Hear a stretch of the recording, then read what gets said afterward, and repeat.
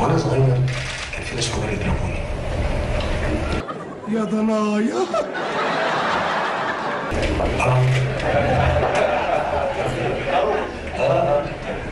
اقول لهم ايه بقى؟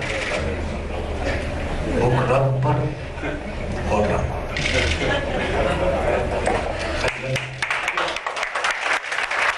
والله ما اعرف ان انت متعقد للدرجه. فدخل قال مين النتن اللي حطت الدبوس في الاستيك؟ هو بيشخط فيك ليه؟ ها؟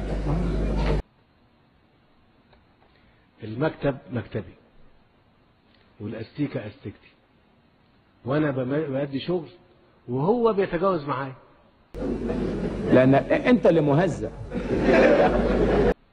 فانا ما ردتش.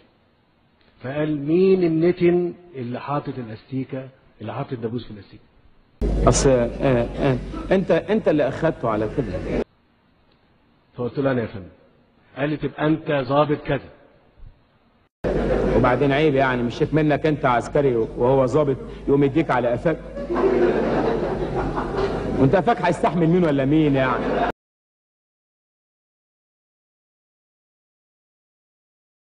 انا قلت لكم مره قبل كده، يا هنحكمكم يا نقتلكم، اختاروا، يا تتحكموا يا تتقتلوا. ها صحيح كده يبقى ايه موقفك في الامم المتحده دلوقتي؟